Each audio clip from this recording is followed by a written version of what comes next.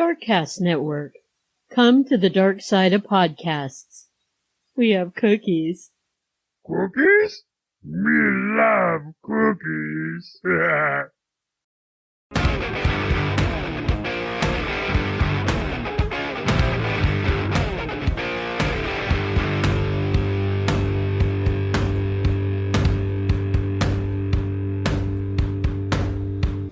Devil is on his way. Devil is on his way. Devil is on his way, motherfucker. The devil gonna make you pay. Fall to your knees. Devil is on his way. Fall to your knees. Devil gonna make you pay. Fall to your knees. Devil is on his way. Mountain Murders is an Appalachian true crime podcast. Some content may not be suitable for all listeners. Listener discretion is advised. We say fuck a lot. Hey, y'all, welcome back to Mountain Murders. I'm Heather. And I'm Dylan. Hey, Dylan, how's it going? I'll tell you how it's going. I'm looking at today's sponsors. Oh, Of shout this out new episode. patrons. New patrons. Today's episode is brought to you by Rebecca, Holly, and Amy. Rebecca, Holly, Amy, thank you so much for kindly supporting our show. We greatly appreciate it. I'm taken aback. 3 new sponsors for this episode, bud. Made your week, right, Dylan? Yes, I would like to thank them gals and all the rest of our patrons and our listeners. We love you. And if you would like to join us at patreon.com/Mountain Murders Podcast, we have so much bonus content, ad-free episodes, link to our Discord chat and invite. It's really a fun place to be, Dylan. You spend more at Starbucks.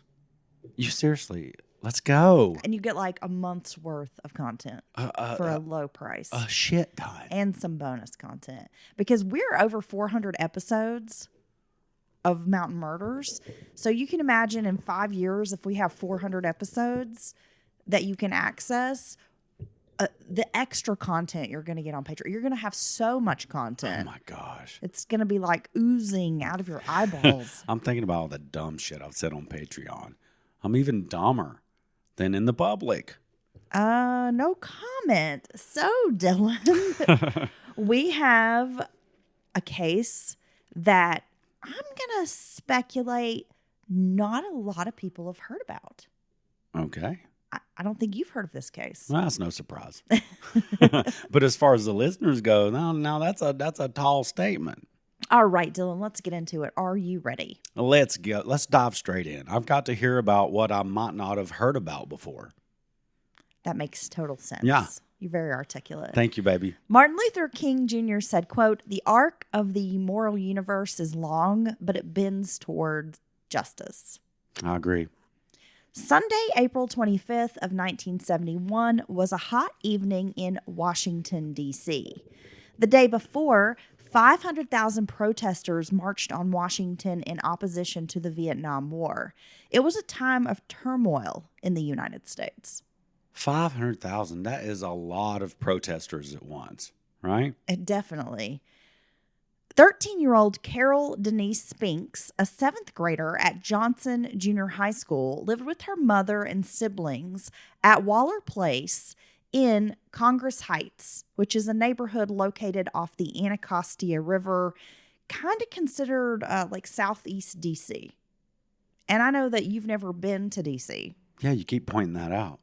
It's like I'm not an American or something. I'm just saying. No, for real. No, I lived in this area. Oh, So yeah. I'm very familiar with the area they are discussing. And D.C. is kind of almost like a diamond shape. Or, yeah. You have these quadrants. There's Okay. like northeast, southeast, northwest, southwest. So would it be similar to boroughs in New York City? Yeah, in a way, kinda. maybe. I mean, it's very well laid out.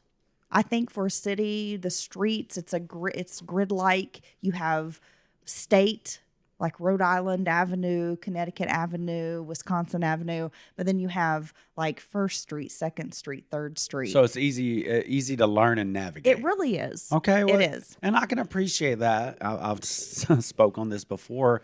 Local infrastructures that are laid out in a sensible, straightforward way. And I thought New Orleans was much laid out much like that. Now, I haven't been to D.C. I mean, you've discussed I didn't realize how hot it got there.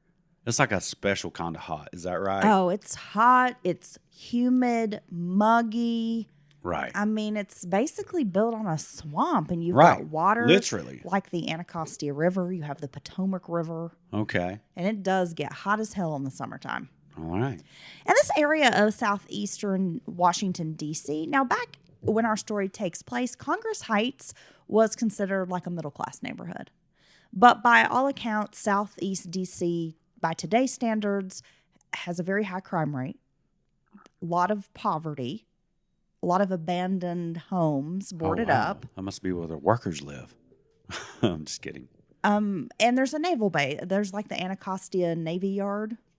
And so that's kind of how I'm familiar with this area, but not the safest place to be. Okay. From what I understand, there is gentrification creeping in, Yeah, which it's happening. can be good and bad. It's good in ways, but a lot of times it forces locals out by making the area unaffordable anymore. And starting around the time of what we've called the white flight, when the wealthy picked up and moved out into the suburbs, that was in like the 50s, 60s. Congress Heights had been kind of a, like just a middle class kind of mixed neighborhood. And then when you had the white flight, so to speak, it became a primarily black community, a black neighborhood. And by today's standards, still the same. So let's talk a little bit about this, because race is going to play a pretty big deal in our story. It's a key factor. And we've discussed stories like this before. And you're going to probably be a little bit angry, Dylan.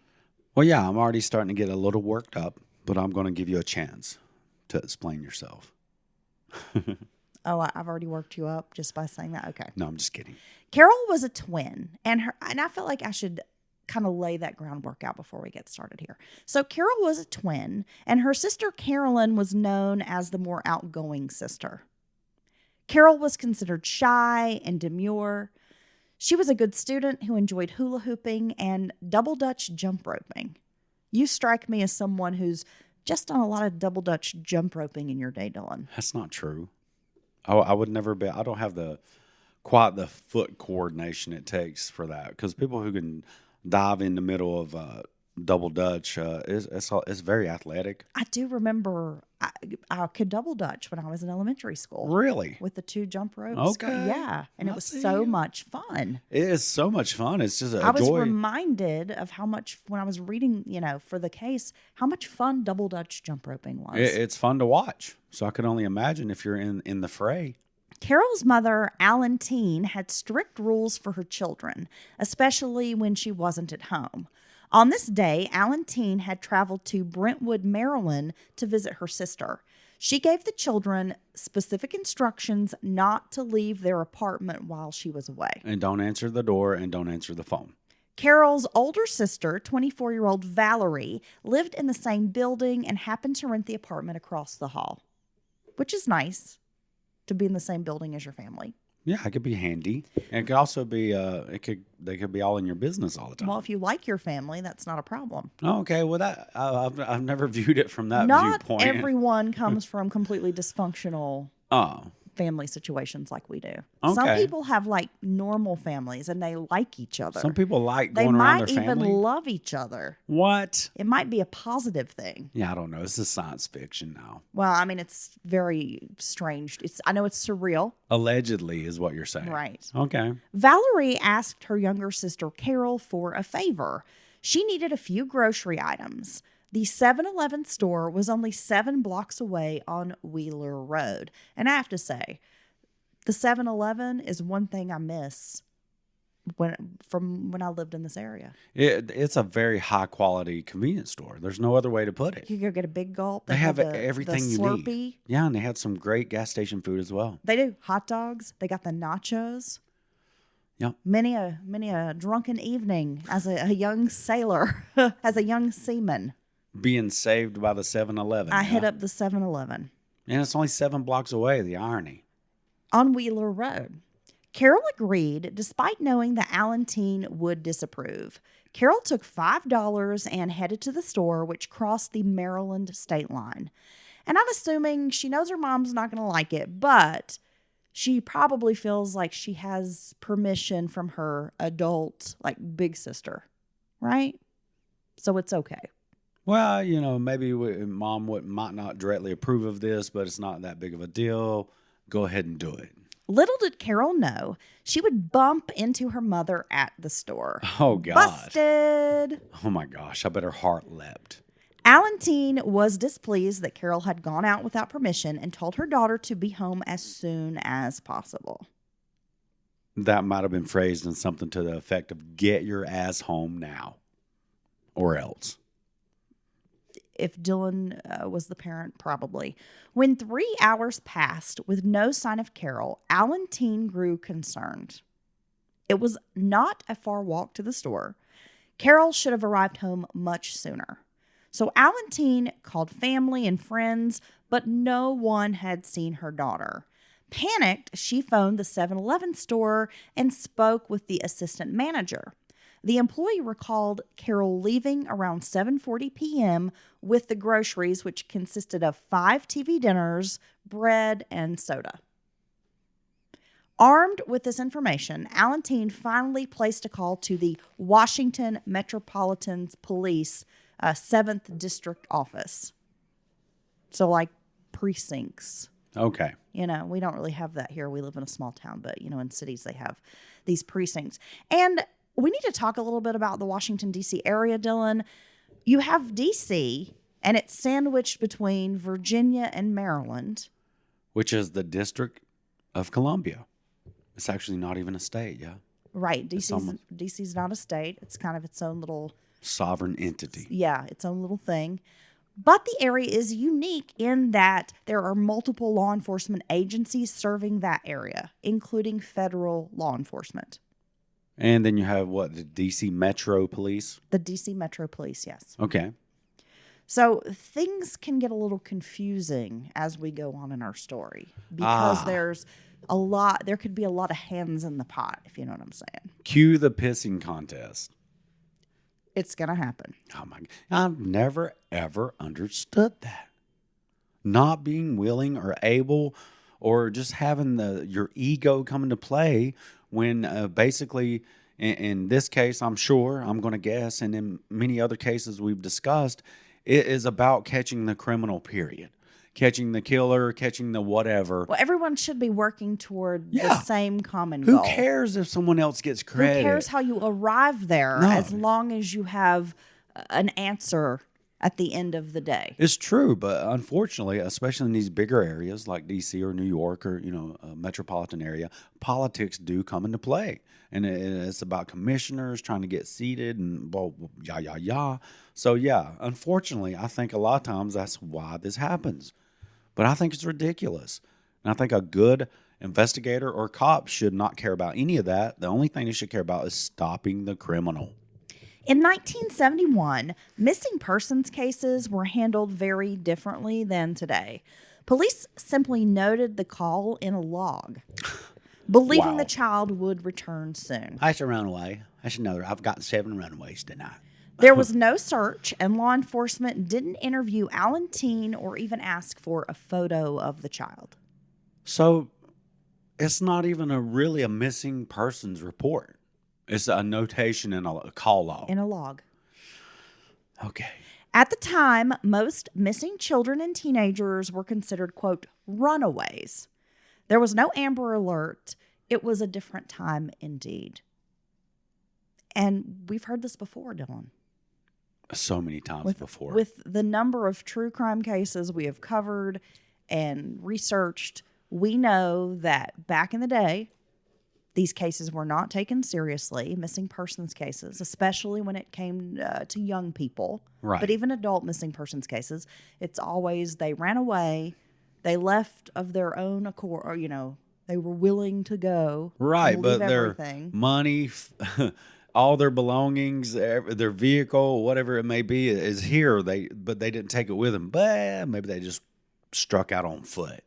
Well, in the days following Carol's disappearance, a few witnesses came forward with information. A 14-year-old who lived in the neighborhood reported seeing Carol walking in the direction of her apartment carrying a grocery bag. Another witness named Cecilia Diggs had seen Carol walking with her friend Deborah Harrison. And Deborah is another little girl. So Deborah and Carol were good friends. Diggs said 2 black men driving a blue car snatched Carol on Wheeler Road. The other girl, Deborah, had taken off running when Carol was abducted. Right. Yet Harrison denied the allegation. She admitted briefly walking with Carol Spinks, but said no men had kidnapped the girl. Deborah did report to police she had been receiving harassing phone calls in the days after her friend had gone missing. The caller warned Deborah she would be next. Okay. So we have to wonder, is this little girl afraid? Has she been intimidated? And she doesn't want to come forward with information. Right. Well, Or this didn't happen and she's telling the truth. Right.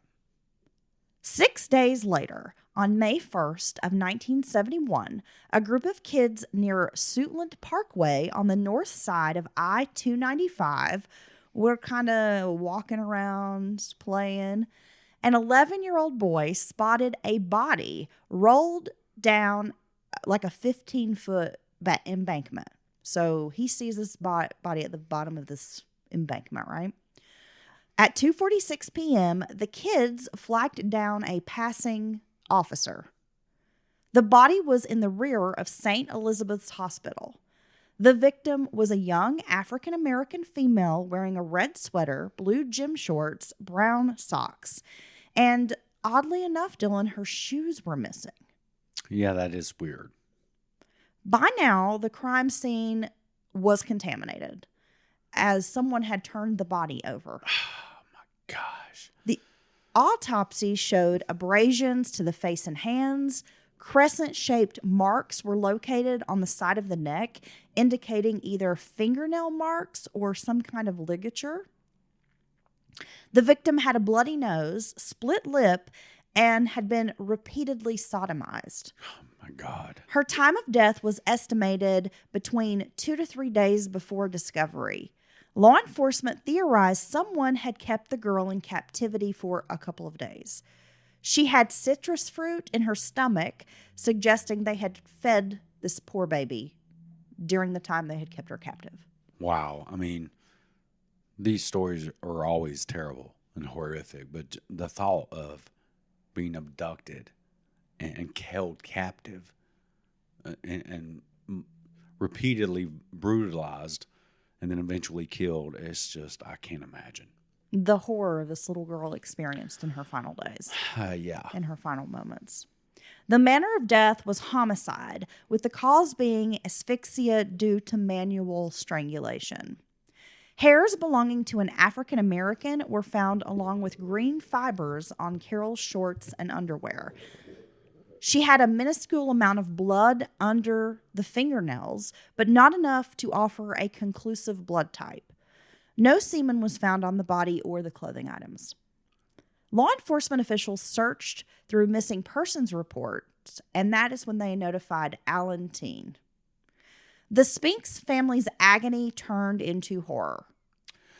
So, the forensic evidence that's been found so far kind of support the one theory version of the story where they saw, someone snatch her, right? Well, it definitely sounds like... I mean, it backs that up. Well, she could have been abducted. Right. Right? Or she could have gotten into a car with someone she knew. Right. Well, yeah, that's true. Let's just continue with our story before you start speculating, Dylan. Oh my! I've been speculating before we even started. You little prospector. I woke You over up there prospecting. I woke up speculating. Yeah, I mean, you mean I'm in the true crime mind? I guess. I'm just digging away, just trying to find that vein of true crime knowledge. I'm wrapped up in my headphone cord, so just give me a Oh second. my gosh, what's happening? Are you spinning in your chair again, Heather? Well, this poor family, they have been through hell. They have Yeah. been just agonizing over their missing loved one. Alan Teen, questioning what's happened to her daughter, worrying, can't sleep, can't eat. Well, it's devastating. And I mean- then here comes the answer, but it's not the answer that she wanted. No, it's That her just baby has been brutalized. it's just more pain. And who could have done this? That's what everyone is asking. Who could have done this to a little girl? Few tips came in regarding Carol's murder, but they produced no real leads. The days turned into weeks, then months, with Carol's case turning cold. Darlenia Denise Johnson left her family's apartment in Anacostia at 3922 Wheeler Road Southeast between 10:30 and 10:45 a.m. She worked at the Oxon Hill Recreation Center. There was an overnight trip planned for a group of children at the recreation center. So kind of like a field trip, like a little overnight field trip. Well, yeah, those are always very exciting. Yeah. When you're in school. So Darlenia told her parents she would be home the next day. She is going to essentially chaperone this field trip. And I'm sure it would be fun for her as well. Well, yeah, it'd be a blast. However, Darlenia never made it to work. When she failed to return home the following day, Helen McNeil, her mother, filed a missing persons report with the 7th District Police. 4 days later, Darlenia, no, this is 4 days after she was last seen, a DC Highways and traffic worker was having car trouble. He pulled off on the side of I-295 at Suitland Parkway. By the way, Suitland Parkway is a federal parkway maintained by the United States Park Service. It connects Andrews Air Force Base with some major highways and interstates into Washington, D.C. It's a nearly 10-mile road that stretches alongside a 589-acre park area. Okay. In the district. So just outside of the district. That would be no different than being in our area and being on the parkway. Right. Falls under the same law and the same rules and all that. In the grassy area, the man spotted the body of a woman. At 5:45 p.m., he phoned police to report finding a body. It was the second call that day reporting the same body. How does that happen? Well, Dylan, wait, there's more. What had happened was... It's true. Oh my Officers had been dispatched, but they merely cruised by the area and didn't get out of the patrol car. So they're just sort of doing like a visual scan. From the car. Don't see anything and just keep driving. So it's a lazy cop. Sounds about right. A lazy cop. Okay. It happens. There's good cops out there, but there's also lazy cops. But then a full week passed. A week. So, okay, I'm not even going to say anything. You know, my true crime mind does not like a body being out in the elements for another week. And by the way, I should mention, she was last seen on July 8th of 1971. So we're in summer. So we're in summer. In a swampy, humid place. In a very hot climate. Nice. Yes. The motorist stopped off again a week later to check and see if the body was still there. Because he never heard anything about it, right? After he reports it, I'm saying he. After it is a he. Okay. It is a he. Yeah, you report it, you expect it to hit the news, and you'd be like, "Hey, I saw that." Well, this is a guy who works for the highway department. Yeah, so he's like, "What in the world? There was never a stir. Nobody's talking about it." When he saw it there, this man grew furious. He called the police again. He was so angry that he then phoned his supervisor with the DC Highways and Traffic Office. The supervisor happened to be friends with a Metro police sergeant named Charles Baden. So now the wheels are finally turning, and law enforcement was again dispatched to the area. By now, the victim had spent 11 days decomposing in the sweltering heat of summer. 7 days. 11 days. No, but I'm saying 7 days later. Yeah. 7 days. All because somebody was too lazy to get out of their fucking car and go check. It's disgusting. It really is. It is, yes. And this is going to be a problem, Dylan. That is as you can imagine. Important. We know that. The listeners know how very important that 7 days was to the investigation. Forensics. The loss of possible forensic evidence, all kinds of stuff. Now, Dylan, this body was located about 15 feet away from where Carol Spinks had been found in May. Wow. Dumped directly behind the St. Elizabeth Hospital. What? So, why? Oh my God. That's another layer of idiocracy. So you're telling me they'd already found a body in this area within 15 or 20 feet of this body. And someone calls and says there's another body? That's what I'm telling you, Dylan. And they don't even go give it a hard look? Nope. Oh my God. I can't believe it. I Epic can't believe it's true. Fail. Epic fail. Oh my God. This body was taken to Baltimore for autopsy. Due to the rapid decomposition, the victim was unrecognizable. The body was nearly mummified. Wow. She was wearing blue shorts, a green sweater over a blue blouse, and a red, white, and blue striped miniskirt. See, that shows you how harsh these environmental conditions are, because that's some significant, that's very significant decomposition and everything for a body that's only been there for less than 2 weeks. Her brown loafers were missing. So another pair of missing shoes. Fully clothed, shoes gone. Shoes gone. The medical examiner was unable to determine a cause of death.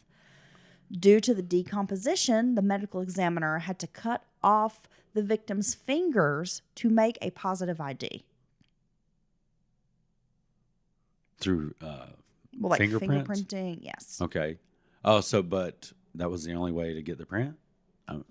Yes. Okay, because of rigor mortis and such? Just the severity of the decomposition. Okay. It was too difficult to try to... I mean, this is a mummified body, essentially. Well, no, I see. So they had to cut the tips of the fingers off to be able to even pull a print. Yes. Wow. Yeah. Helen McNeil was brought in to identify the body, and her mother was able to make the ID by the clothes that Darlenia was wearing on the day she went missing.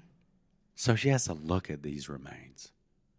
I can't imagine. Again, Dylan, disgraceful. Could you imagine the poor people that have to go identify their loved one and they've been brutalized and murdered and dumped out like trash? And I don't know. I don't even know how you live with that. Being your last memory of your loved one. My heart really goes out to people. It's very sad. There's a hole. Well, there. Oftentimes, a family friend will go as a stand-in or like a distant relative. Right. So that the parents or the children, they don't have to have that memory. Well, and I know this is common practice for anyone. My sister passed in the hospital. I mean, they knew who she was, but she still technically had to be identified in the morgue. I mean, it's just it's a logistics. It's a safe. I'm going to assume it's some kind of a safeguard to make sure. Well, there's like a chain of custody. Chain of custody and all that stuff. And my mom couldn't do it, so her brother, your uncle, my sister's uncle, did it just to save my mother that pain. So, but I mean, and that's under certainly not murdered or brutalized. And so with all that heaped on top of having to do something like that, I just can't imagine. Very little evidence was taken from the body. There were hairs belonging to an African American found on the shorts, sweater, underwear, and she had blood under the fingernails and on a little tiny bit on a hair barrette. In the aftermath of Darlenia's murder, 75 residents of Congress Heights held a street corner press conference. They reprimanded law enforcement for poor police protection and failures to act in both murder cases. Only 3 hours before this press conference took place, a 17-year-old girl had been raped at knife point 2 blocks away from the corner where they were holding the press conference. So, given the discovery of 2 murdered women in this area, young girls, and the similarities between the 2 victims and all this stuff, there's not even been a bigger police presence in the area. The residents did not feel like the police had upped protection at all? Well, Patrols. I wasn't there. We don't know for sure, but I'm going to guess if someone is bold enough to rape a young girl or a lady at knife point just up the street, I'm going to assume there's not a stronger police presence. So I think I would be inclined to agree with the citizens. Residents called out law enforcement for slow response times and inaction. One community leader noted that if the two victims were blue-eyed blonde girls from the suburbs, everyone would care. And we hear that today in 2023. There's that people of color, Mhm. women of color, Mhm. children of color are so underreported when it comes to missing persons cases. It's true. It's true. There's affluence plays a bit into that, but there's case after case of the pretty blonde hair, blue out for whatever reason.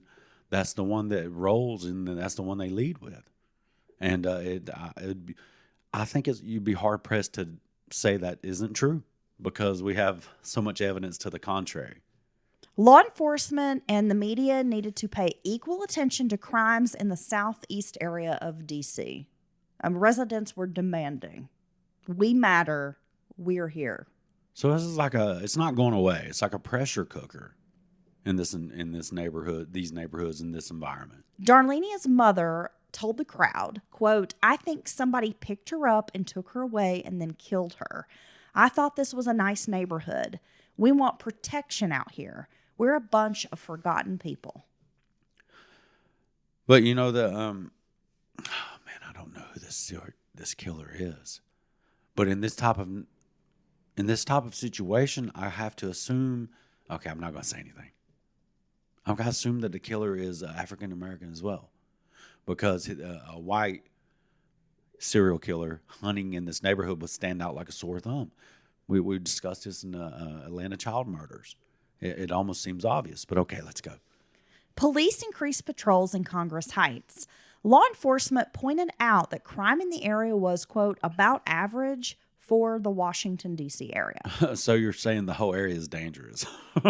That's what I take away from that. It is a dangerous place.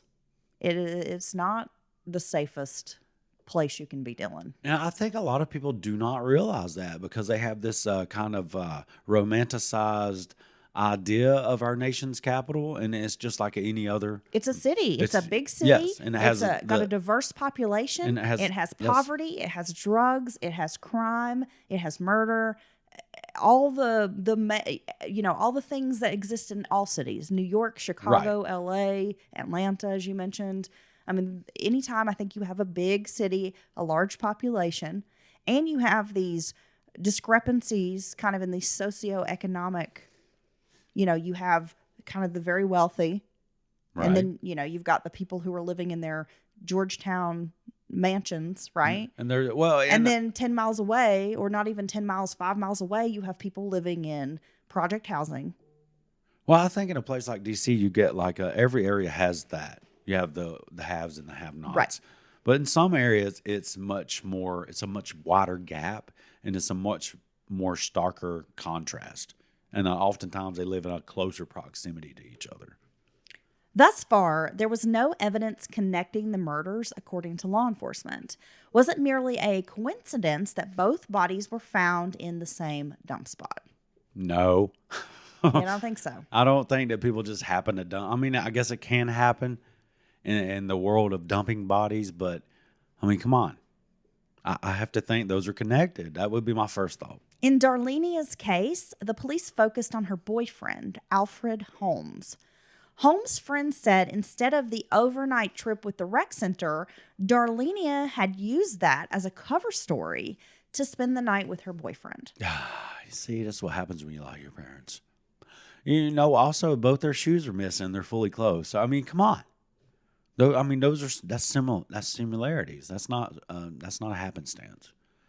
But no, so she has told possibly told her parents one thing, but did another.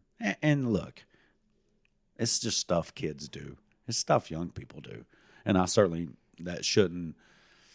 It's not the best choice. It's not the best, but but it happens. It happens, but we don't realize as young people when we do this, it actually makes you more vulnerable. It opens you up to other dangers that you have no idea about. And that's the dangerous part of doing something like this. You're absolutely correct, Dylan. And, it brings to mind when we were just discussing cases like the Brittany Drexel case. Yeah. Like that poor little girl, was going to sneak off on a trip with her friends. And she told her mama she was going one place, went down to Myrtle Beach instead. Yeah. And then becomes a victim of a horrible crime. Her family doesn't know what's happened to her for almost a decade, right? And they finally had a break in that case this year, so that's very good. But, then her mom doesn't know where she is, can't reach her, doesn't know what's going on. And then when she finds out, not only is my child missing, but my child's lied to me. She's not where she said she was. Right. She's far away. We have to get to this place. I mean, and as a young person, you just don't think of the consequences of your actions or how things can go terribly wrong in just a matter of minutes. From 0 to 60, you're not even thinking about the possible dangers. You're right. I've told my kids before, hey, even when they've gotten older and into young adulthood, where are you going to be at? I'm not going to come over there and, argue or try to dad anybody. I just want to know where you are. So if something happens, or I want to know where you're supposed to be. If something happens, I want to know where to start. If I have to look for you, I mean, maybe that's just our true crime minds, but I really believe those things. No, I mean, I think a lot of people feel that way, and that's why, as parents, our kids don't like it when we say these things to them, and they think you're overreacting or you're being ridiculous. No. But it's because we are grown-ups and we are experienced and we know how the world works. Darkness hides right around the corner always. It Yeah, really does sometimes for all it's of us. People you know. It really is. Holmes lived at the 300 block of F Street Northeast, within walking distance to Capitol Hill. Holmes cooperated with the investigation, even agreeing to take a sodium pentothal test, which he passed. So this would be the equivalent of truth serum. Yeah. Yeah. Does that actually work? I don't know. It doesn't work on me because I was already telling the truth. Boom. In the words of Dylan, you a damn lie. No, I'll probably have an allergic reaction if I was to be administered this. When you were, when you were forced to tell the truth. Yeah, well, no, but I already. Yeah. Well, see, I already telling the truth, and then it would make me tell more truth, and then it would be so much truth that it would be dangerous because you can tell too much truth. That has been documented, double-blind studies, many different cases. So you're saying a little white lie goes a long way. I'm saying it. It just keeps balance in the universe. Right, it's like an apple a day keeps the doctor away. A lying ass bitch a day, keeps the doctor away. Keeps you healthy. Oh, keeps your mind working. So that's your excuse. Okay, makes sense. Otherwise, there was no leads or suspects in Darlenia's case. So once they ruled out, her boyfriend says she hadn't been here. I hadn't been with her. I don't know what happened to her. So once they were able to kind of rule him out as a suspect, they have nothing to go on. And I think a lot of times people forget that law enforcement, they're just human like me or you. Well, they have a job to do, but if there aren't leads, there aren't witnesses, there aren't clues. Yeah.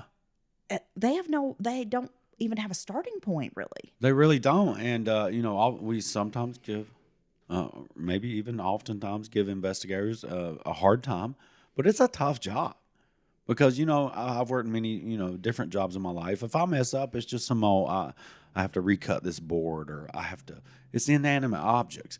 Their job is but handling people's lives, deaths, well-being, safety. It's a big deal. And if you mess up, of course, the repercussions are a lot more important than, most regular jobs, if you will. But at the end of the day, and sometimes investigators have a really strong hunch or an idea of what it might be. But if they don't have the proper legal authority to follow those leads, then they can't because it's not going to hold up in court. So if you can't make a case, then you've ruined everything. It's a really tricky spot for them to be in. It is. Darlenia's mother had gotten some odd phone calls, crank calls, about the murder. Oh, from crank yankers. Who would call? this is what just blows my mind. I don't I mean, understand. we know people are fucked. And we're talking about somebody who's fucked up right now, murdering these girls, right? But who is such a demented person that they are going to call a grieving family and make crank phone calls, whatever you want to call them? I've never, ever understood these types of things. People are just sick. It's almost like copycat killing. I've never understood that. It's like you're not even original enough to figure out your own killing. You just have to copy somebody else. But these people that inject themselves into investigations and waste resources, time, efforts of investigators, or just this is you know what, this is the equivalent of trolling, like just nasty trolling on the internet today. This is what people would do back in the day. Call some family, say some messed up stuff about a loved one or whatever on the telephone. And I think it's disgusting. It is disgusting. And I've never understood what you would get out of that. I really don't. You have to be a sick person. Just so hearing pain and causing people more pain. You think that's funny or Yeah, entertaining? it's you not. get pleasure out of that? It's disgusting. Yeah. Somebody needs to like rip their toenails out with a pair of pliers. Kick their ass. I will fight them for charity. You said I can't threaten to fight kids no more for charity, even though they dangerous. You got to watch them little kids.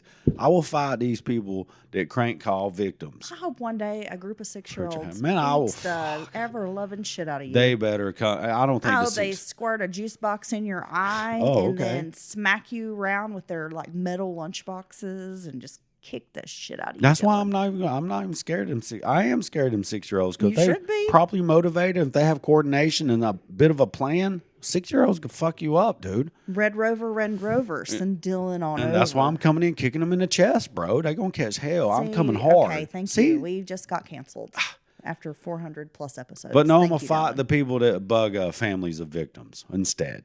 Okay. I'm putting you in timeout. Okay. In 1971, the word serial killer didn't exist. Law enforcement was familiar with what they called a repeat murderer, but at this point in the investigations, they were treating the murders as two like separate homicides. So is this like with the battle between DVD and Blu-ray, and serial killer won out, repeat murderer didn't make it, right? Well, the idea that someone could murder multiple people, like they understood that, but they didn't really have a term for serial killer, or that there was somebody who was operating under the certain MO with a type. Yeah. Oh yeah. I mean, well, Dylan, I get it. I was going to say you're not an idiot, so like, why are you making idiotic comments? Well, Come that's on not. now. No. Well, no. I've been doing good, and I think Have that was. you? I think that was a valid point about DVD and Blu-ray. I think that was kind of funny, and serial killer won out. But I also think what they are, it's not just about the term, and I think this comes a lot more into what we've discussed before. It's about the mindset of how, or the profiling, how the serial killer actually You mean basically thinks. what I just said, and you're sort of just mansplaining that back to me? Well, I'm not. Awesome, Dylan. Thank you for that. I wouldn't call that I hope you know mansplaining. the majority of our listeners are women, and they're probably rolling their eyes at you right now. I wasn't mansplaining. That's what you just did. No, I was Dylan? clarifying for myself. See that right there? You're whitewashing me with the word mansplain. I was not trying to convince you or explain anything to you. I was stating it for myself. So at the end of the day, that's a narcissistic viewpoint you had on that. That it was about you and me mansplaining. You just took what I said and you explained it back to me. No, I'm just saying it out loud. I'm not explaining it. How about just shut up and let me finish my story? Okay? Bet. Yeah. We all know that law enforcement is slow to make a public statement about the possibility of a serial killer. I mean, we saw it in our Boston Strangler episode, even after there were multiple bodies. I was blown away. They just Blown do away. not want to admit this because the resources they're going to need, they're going to have to devote, a certain percentage of detectives Overtime. to these. Yes. Task force. And then if there are, different agencies involved, you've got the trouble of trying to hook up your information and make Yeah. sure everybody's on the same page. It's a lot. Tourism can take a hit. Your local economy can take a hit. It's a big deal. Do you want to just repeat back to me what I said in your way? If you need me to. Okay. On July 27th of 1971, It was another steamy day in the district. Summers in Washington, D.C. are suffocatingly hot and humid, with most days topping out in the 90s. And it can get up into like the triple digits. With high humidity, that sounds miserable. It is. It's the humidity that kills you, I swear. Imagine being pregnant in that humidity. Because I Girl, was. oh my God. And I'm just saying my big old baby beluga looking body was just floating in the damn pool in my apartment complex every day because it was horrible. It was so hot. I bet you were so cute with your little pregnant belly. It was awful. You know, so if the sweat can't evaporate, you don't cool off any at all. And that right there is the problem. Oh, yeah. It's not fun to be there in the summer. I bet you was the cutest little pregnant thing ever. I did not have a glow. She didn't feel, you weren't glowing? I did not have a glow about me at all. Somebody's like, help that pregnant lady in the pool. She's She been looks floating. miserable. In those days, many children spent their time playing outside because most families didn't have air conditioning. This is the early 70s. Air conditioning is still kind of new. Oh, my it's God. It's expensive. Yeah. So it didn't matter where you lived. The likelihood that your family had air conditioning in 1971 was what Dylan would call rich people stuff. Well, and I think that's actually a really great point that when we talk about this type of heat and environment, but the time period, we may forget that even people on the lowest end of the social or pay scale nowadays, economical scale, typically has air conditioner or, lots of fans. So that would make it even more miserable. There's no air conditioner in sight. Not even one room's cooled off. And you're a little kid and you're trying to play outside in this heat. Get your little punk You ass. just want to slip and slide or something. Get your little sweaty ass back outside. 10-year-old Brenda Crockett had spent the day playing with siblings and neighborhood kids, splashing in water from a fire hydrant. Seen that in movies? I've seen it in movies, and I do believe it's something that actually happens. To cool the kids off, or I think they really do it. I think it's a real thing. You mean like what I just said? Mm-hmm. Yeah, I've always wondered, and you just confirmed it for me. This truly happens. And now you're confirming it back to me. Thank you. Man, I'm telling you what, dude. Thank you. I'm about to mansplain You some can't- other stuff to you. Yeah, okay. I'm over here, bud. Oh, damn. I'm right here. I'm right here, bud. Damn, she said ain't nothing stopping you but air and opportunity, fool. Shit. Hey, don't. All right, then. You want to get grimy? Damn DMX. I don't want to get took out like trash on a Thursday. Brenda was considered a sweet, obedient girl who was a member of her school's safety patrol. She attended church and had a lot of friends. Ruetha Crockett arrived home from work, and her kids continued to play outside. Brenda had 4 siblings. Neighbors said that Ruetha was an excellent mother who, quote, raised her children right. That means a lot when people say that. They were well-behaved and respectful kids who followed directions and did what they were told. Ruetha, who was attending night school, began homework while Brenda cut a hot pants pattern to sew. And I thought that was cute. You would love to have some handmade hot pants, wouldn't you? Yeah. That'd be awesome. Just imagine this little girl. She's going to make her own little hot pants. That's so cute. Around 8 p.m., Ruetha asked Brenda to walk to the Safeway grocery store located at 14th and U Street Northwest to buy typing paper and dog food. It was still daylight out and only 5 blocks away, a walk that Brenda had taken with her siblings multiple times. Ruetha assumed one of the other kids would tag along with Brenda, as someone usually would jump at the chance to go to the store. When you're a little kid and you have a chance to go kind of run like a big kid errand, yeah. Right? But you know what it really is? And just getting to go to the store. There's always a chance that you might get to buy some candy or something. That your little punk ass gets something if you go to the store. Even if it was 5-cent candy. Even I remember 5-cent candy. You do?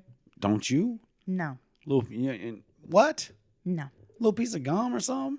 The little gum that comes in the big thing that's so hard as hell. The little gum that comes in the big thing. You know what I'm talking about. The people out there, some listeners know too. Do you mean like in a jug or like a jar? The big jug. And it's hard as hell and it's pink. I know what you're talking about. And you break your teeth to get it going. Yeah. And then it has a lot of flavor. for But 5 seconds. It only lasts like 2.5 minutes. We should just call that Gum Dylan. Dylan gum. A lot of flavor, but it only lasts like 5 seconds. Yeah, but you know what? It's a burst of flavor. So there you go. And you know what? And you can go back and get you another piece. Touche. Because it's cheap. After 30 minutes had passed, Ruitha's twins came inside from playing, and she asked where Brenda was, thinking that maybe her daughter had gotten distracted with something outside. But the twins said they had not seen their sister. Around 9 p.m., Ruitha began to worry about her little girl. With her mind racing, she decided it was time to search for Brenda. Frantically, I'm sure. It wasn't like the child to wander off. And on her walk, Ruitha spotted a police officer and waved him down and told him that her daughter was missing. Guess what the police officer said, Dylan? You sure she ain't run away? This isn't my beat, but he would make sure to contact another officer to help her. What an asshole. Instead of just doing his damn job. Or just even if he's in the middle of something. It's a missing kid. Holler on the little radio that's literally right there, either on your shoulder or in your car, and get her who she needs out here, calm her, and try to make her feel, comforted that, hey, we're going to do what we can to help find your child. So many things about this story just piss me off. Or you could be a lazy little old asshole. Bertha, Brenda's younger sister, answered the phone at 9:40 p.m. On the line was Brenda. She was softly crying and told her sister she was in Virginia. A white man had picked her up, and he would send her home soon in a taxi. The call ended. Very strange. Very, very strange. 5 minutes later, a family friend named Theodore Cadwell, and I've heard him described as a family friend, and I've also read that he was mom's boyfriend. He answered this incoming call, and it was Brenda again. In a whimpering voice, the child told Cadwell the same story. She was in Virginia at a white man's house. When Cadwell demanded to speak with this man who had taken her, Brenda said he was outside. Brenda then asked, "Did Mom see me?" Okay. And Cadwell could hear a man's voice in the background, but quickly the phone line went dead. So it's almost as if Brenda and this abductor had passed Ruitha as she was searching for the girl. Oh my gosh. gosh. This abductor was calling to make sure Mom hadn't seen them. Oh my gosh. So that Mom couldn't identify him. That's so scary. Now, do you want to explain that back to me in your own words? I think you did a pretty good job. I think most people understood what you said. But you look blank. You won't allow me to explain it to myself. When Ruitha returned home and learned of the mysterious phone calls, she contacted police. They filed a missing persons report for Brenda Crockett. Ruitha would later recall, quote, "It was the most horrible night of my life." How could it not be? Seriously. Your child goes missing. And to have a call like that. And tell you they're with some stranger. And they're crying, they're whimpering. Did you see me? Knowing that, even knowing that you might have been that close to your child as they're being whisked away by some monster. Oh my gosh. Though the phone calls could not be traced at the time, it was theorized the calls came from a home and not a payphone. Also, the fact that Brenda had asked, did Mom see me? Again, that meant the abductor had likely driven past Ruitha while she was searching for the child. Police felt the white man from Virginia story had been planted to throw them off. Well, yeah. I mean, I wouldn't trust that at all. I wouldn't trust that to be truthful at all. Not obviously. If she was sneaking and calling, truly sneaking and calling while the abductor or the criminal was out of, sight or out of the house, that'd be one thing. But when her saying he's outside and then you obviously hear the person in the background, yeah, I'm not going to believe that for a minute. Around 5 a.m., 9 hours after Brenda had disappeared, a 24-year-old hitchhiker named Ronald Carter of Alexandria, Virginia, was near Route 50 and Kenilworth Avenue in Prince George's County, Maryland. About 5 feet from the curb, Carter found the body of a child. Around 6:30 a.m., law enforcement arrived at the scene. The autopsy would later reveal that the child had been dead somewhere between 5 and 6 hours. Her shoes were missing, though she was fully dressed.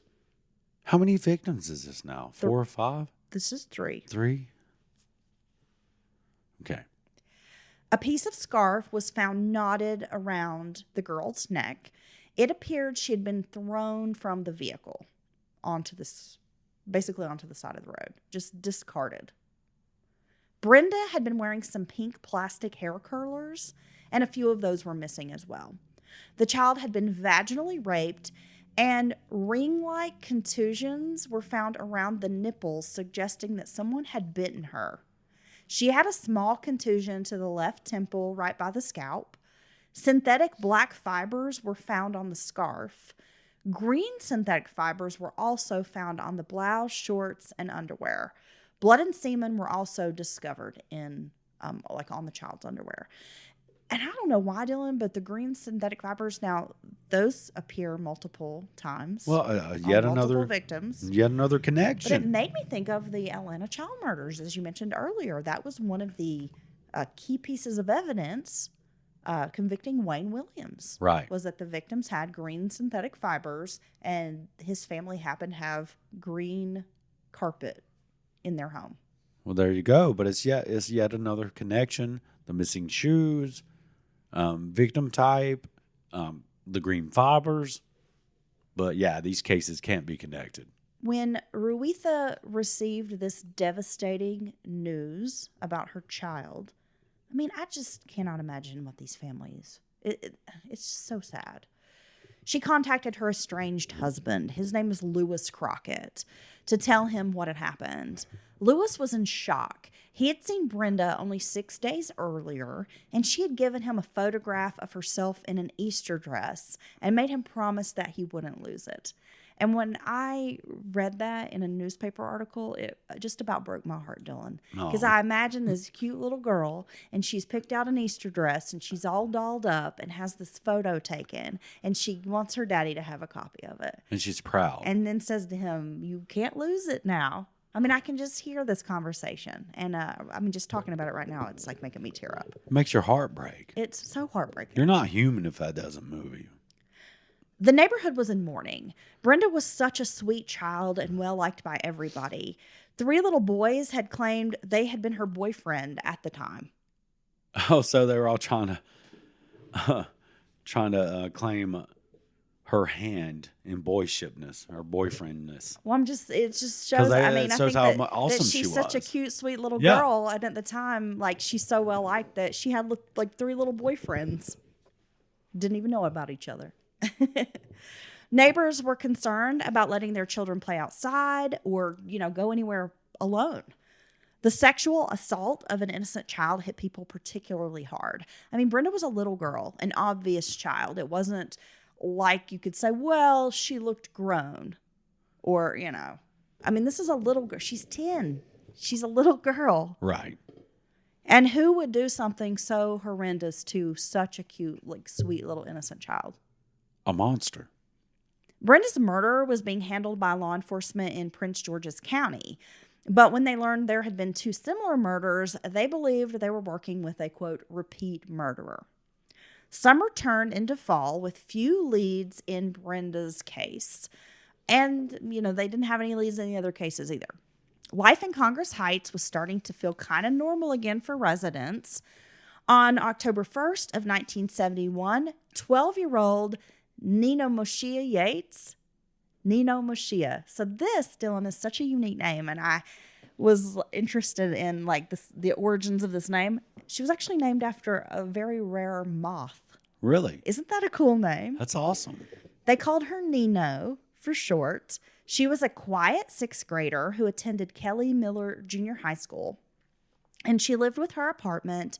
Lived with her father. She lived with her apartment. She lived in an apartment with her dad, Dylan, at 4952 Benning Road Northeast. William Yates had only moved his family to the neighborhood 6 months earlier from rural Culpeper, Virginia. Yates was employed as a construction worker. He said Nino loved riding bicycles and roller skating with other girls in the neighborhood. She was a good student who couldn't wait for school every day. She loved school. She loved learning. Neighbors recognized Nino as a serious, studious girl with polite manners. They said she was one of the few kids who said please and thank you. Which sounds like a great little kid. She does. At the time, Brenda's stepmother was at the hospital having just given birth to a baby sister, LaShawn. Brenda hadn't even met the baby yet, but was excited for her homecoming. It was 7 p.m. on a Friday night when William gave his daughter $5 and asked if she would walk a few blocks away to the Safeway grocery store to fetch flour, sugar, and paper plates. The Safeway was located at 5801 Benning Road. So, like, just a few blocks away. Like, not far at all. He'd have to give her $25 to get flour, sugar, and paper plates nowadays. True story. Witnesses recalled seeing Nino at Safeway.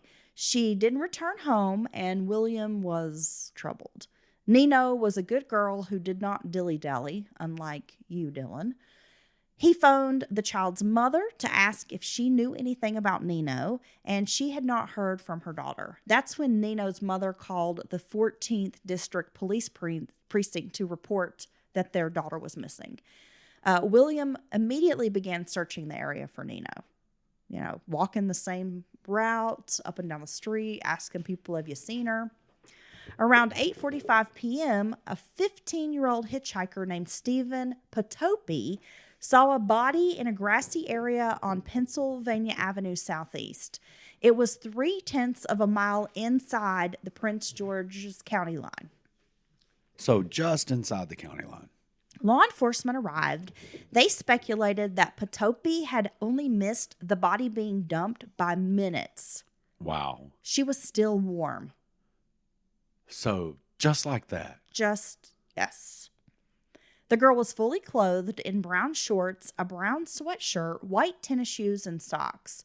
There was also an extra shoe, a brown loafer, located near her body. And people have questioned, because the police never commented, on whether this loafer belonged to Darlenia. Right. Because she was missing. She was wearing loafers, and they were missing. Yeah, I mean, are these shoes intentionally being kept inside in the vehicle as trophies of some sort? Or, I mean, a missing shoe here or there, but I think both shoes missing on multiple victims, nowhere to be found in the area where the body's been discovered. I think that's intentional. I think it has to be, don't you? I do. It had only been 45 minutes since she was last seen at the grocery store. So in a 45-minute period, someone has snatched this little girl and brutally murdered her and then just dumped her. And that's what they say. They say you only have, they suspect somewhere in the neighborhood of 8 hours or so for child killer gets a hold of the victim. And that is it just tears out my soul thinking about. So here we have under an hour. And that is so wild. The body was sent to Baltimore for autopsy. She had been violently raped. The cause of death was a manual strangulation or a ligature strangulation. Semen samples were recovered from the body, but unfortunately, this was before DNA techniques were developed.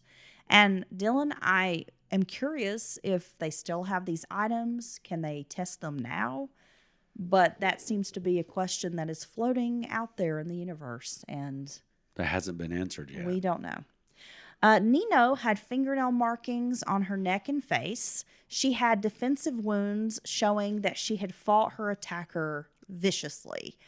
African-American hairs were also found in the girl's underwear, along with green synthetic fibers, which makes me wonder if this is like carpet fibers from a car. Or like interior, like if the interior of the car is green. Well, in this small window, at first you always wonder if it's because I don't remember, even in the 70s and such, a lot of green interiors. There's a lot of burgundies, dark colors, things like that, black, whatever, even white. But this is such a small window. I would think it has to be fibers from a vehicle. And at the rate that they're being on the victims, it has to be. It's not fiber transfer from another environment, if you will. It has to be from the interior of the car. Though she was fully dressed, it was clear to law enforcement that someone had redressed the child. A sanitary napkin was haphazardly placed on her body. A tire track from a smaller size vehicle was found as well. A witness, a 14-year-old neighbor who knew Nino from the apartment building where she lived, had seen her get into a blue Volkswagen with a yellow stripe, similar to what her mother drove. The boy hadn't thought much of it, considering it was a familiar car. A photo was taken of the tire track, but there wasn't enough, of the track to create a cast. Right. Law enforcement said the tire track could belong to a Volkswagen car because it was a very small tire track. The witness told law enforcement the blue car had Maryland plates. Wow, that could be huge for the case. Well, if you remember the very first disappearance, the witness, Ms. Diggs, Yep. had seen she said she'd seen two men in a blue car abduct Carol Spinks. Yep. So this blue car, there's been a blue car more than once from a witness, right? The next day, a Safeway employee found the discarded shopping bag with the sugar, flour, and paper plates in the 1900 block of Benning Road, the area where she had likely been taken. Like they assumed this was the area maybe where she had been snatched. So maybe she made it to the store, got her items, and was walking back home, which almost makes it even more sad, if you will. She was almost home, almost back to safety. If she was forced into the car, police theorized, it was likely she had dropped the groceries. Because they were like, well, if it was someone that she knew and she was getting into the car, she probably would have put the groceries, she would have taken them with her. So, okay, I see what you're saying. So it's Like if someone she knew, doesn't know her attacker. If someone had offered her a ride, she would have Right. she would have gotten in the car with the groceries. But the Right. fact that they were sort of discarded. Well, means that she was forcibly abducted from that spot. After Nino's death, Metropolitan Police were finally connecting the deaths. When the press caught wind of a fourth murdered girl, they dubbed the killer the Freeway Phantom. Okay, it's I guess a pretty good name for a killer. Would you agree? I guess. I mean, They don't deserve a good name. yeah, POS. Let's just call him the jackass. Yeah, the piece of shit who's killing kids. Yeah. We'll say POS in print. The building manager, Alfred Aiken, told the Washington Post, quote, "If she got into that car, it was someone she knew. It had to be. She wouldn't even speak to me. That little girl would pass you and not even open her mouth. She would smile, but if you spoke to her, she would start running. Everywhere she went, she ran." So that describes a kid who's timid, who is Right. afraid of strangers. Very shy. Yeah. Okay. So again, I mean, it doesn't sound like this is a kid who's willingly going to go in a car with somebody unless she knows them very well Well, no. and or she was abducted. No, and I think the groceries almost prove that point. Honestly, in my mind, they do. Finding them this, discarded right on the edge of the road or whatever. Like the others, Nina was known to be a cautious girl. She didn't talk to strangers and would never accept a ride from someone she didn't know. I mean, everybody who knew this child across the board, that's what they said. After Nino's murder, neighborhood kids told law enforcement that a man had exposed himself in a heavily wooded area near the apartment building. He had done this numerous times while the children were walking to or from school. A 16-year-old girl, Karen Parmenter, told law enforcement that the children started taking the, quote, long way to school to avoid seeing this man. Yeah. How crazy is that? Police searched the area but didn't find anything. They tried to locate the flasher but had no luck. It didn't appear to be a man who lived in that neighborhood because he was not recognized by any of the children who had passed by and seen him. Now, at this point, law enforcement officials had to walk a fine line between keeping citizens safe, releasing information to the media, but also not interfering with the investigation or giving away too many details, right? Residents of Congress Heights continued accusing law enforcement of ignoring the murders. The victims' families were frustrated with the silence they were receiving, yet investigators had little information to go on. There wasn't even enough information to create like a composite sketch. They didn't have any report of what the alleged abductors looked like. So they still don't have much to work with. They still don't have a lot to go on. And I understand both sides. I mean, often families do feel they are not being properly updated on, the progress of an investigation. Yet law enforcement often keeps information, private to ensure that the investigation goes smoothly. And they don't often release all the details because they want to keep some in case they get a suspect and that person maybe trips up, admits a detail that has not been released. Or it can disprove that someone is a suspect, someone who maybe has their own issues and are, falsely confessing to having done it.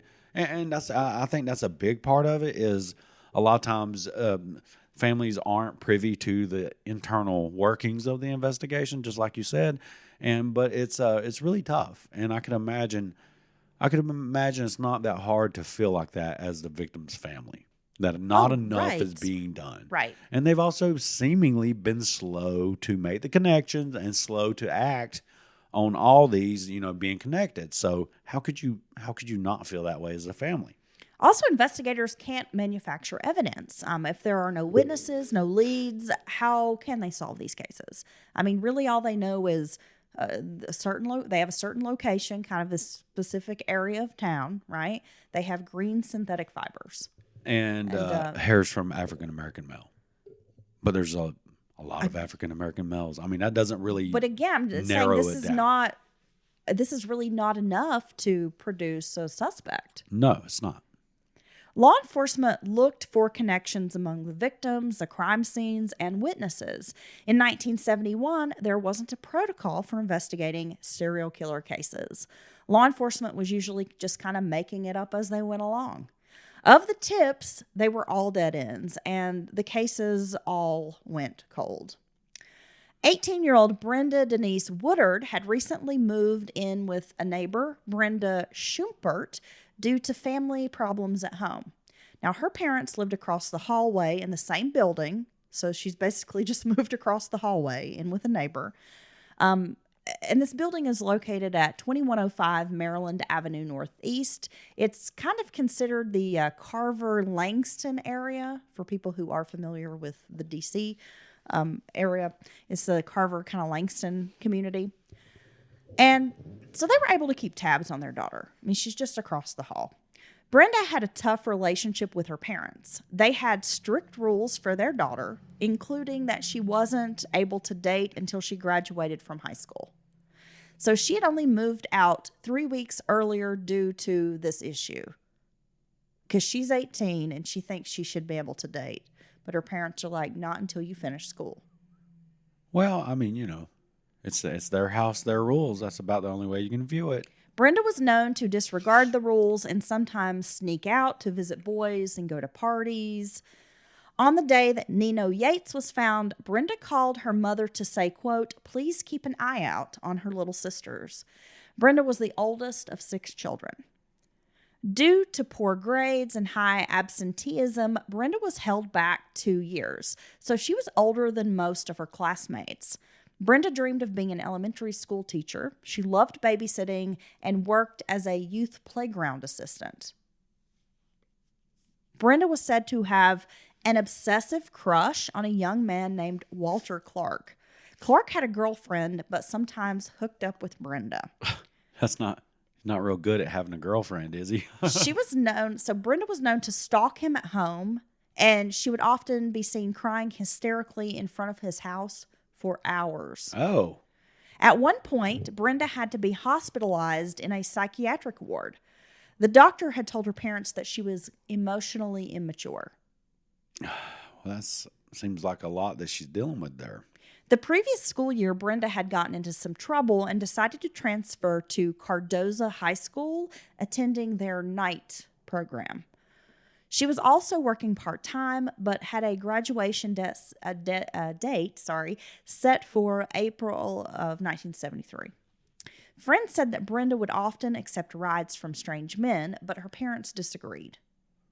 But it sounds like Brenda had a bit of a rebellious spirit. Sounds like she may have had some behaviors her parents were not familiar with. Exactly. And that they may not know everything their daughter's doing, which is not totally uncommon. No, I mean, it's typical to some degree, I'm sure. But yeah, they're friends and they're besties. That's who knows the real stuff. That's who knows the truth about They what know the someone dirt. really does. Yeah.